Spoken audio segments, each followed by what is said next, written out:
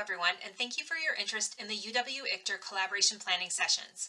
My name is Betsy Rolland, and I am the Director of Team Science and Research Development for both the Carbone Cancer Center and the Institute for Clinical and Translational Research, or ICTR.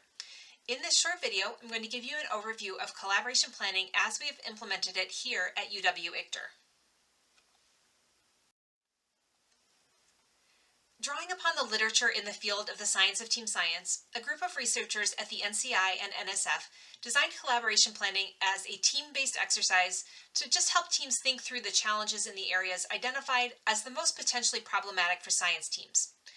By addressing these areas at the beginning of the collaboration and developing plans to address these potential conflicts, teams have the opportunity to avoid some of the most challenging issues of collaboration. Here you can see the poster presented by the developers, Drs. Kara Hall, Amanda Vogel of the NCI, and Kevin Crouston, who was then at the NSF, at the Science of Team Science Conference in 2015. In the fall of 2019, we piloted this approach for helping our ICTR pilot teams launch more effectively. The primary goal of the collaboration planning sessions is to help the pilot team, generally a new team or a team changing direction, to discuss potential pitfalls before they happen by helping them understand more about effective team science. The secondary goals or benefits are that discussing these potentially sensitive topics in advance with a trained facilitator leading the conversation helps teams to develop a culture of trust and psychological safety, which we know is the #1 predictor of team success.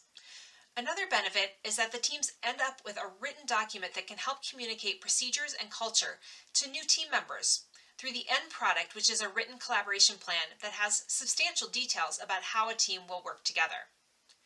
So far, we have conducted collaboration planning with about 30 teams here at UW and beyond, and have trained more than 60 facilitators at other universities.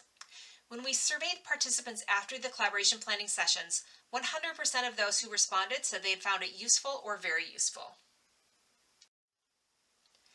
So who can benefit from collaboration planning?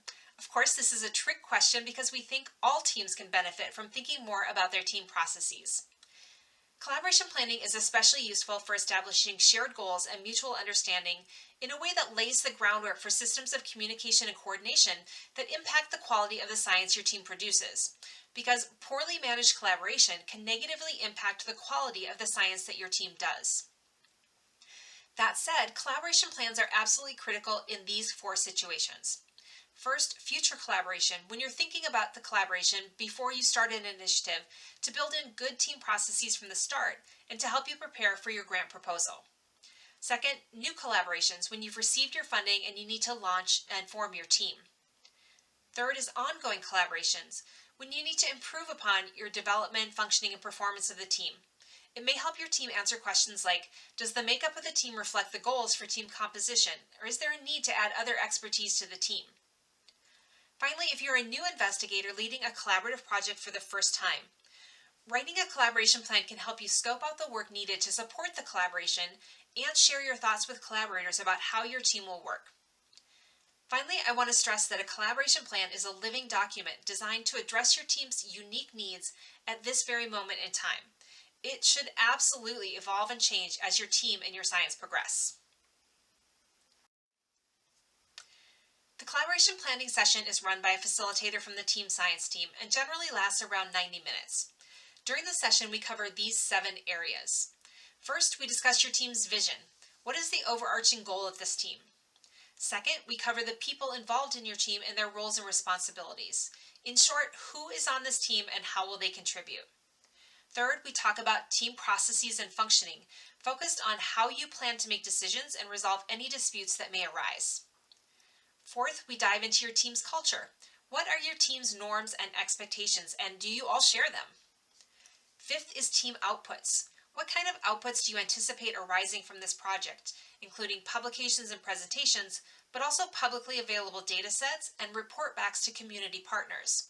How do you plan to approach authorship and intellectual property concerns? The 6th section focuses on project management and infrastructure, digging into the nuts and bolts of how you will manage your tasks, information, and data. And finally, we discuss your plans for implementing and maintaining the approach you've laid out in your collaboration plan. To give you a sense for the kind of questions we asked during this session, here are a few of the questions in Section 2 focused on people, roles, and responsibilities.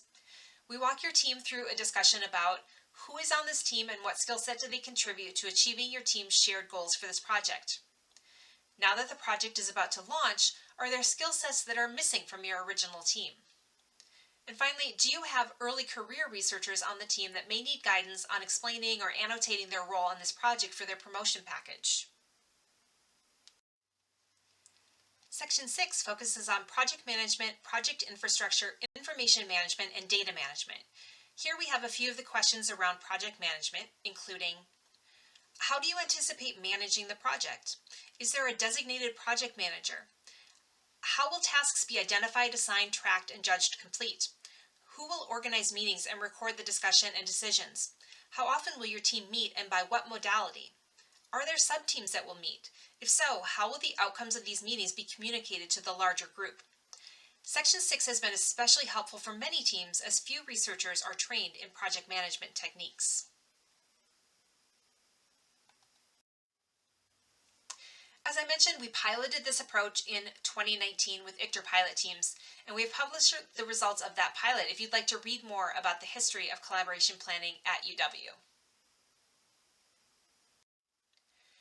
We look forward to working with you on collaboration planning for your teams. To sign up for a collaboration planning session, please fill out the Google intake form on our collaboration planning page on the ICTR website. And thank you.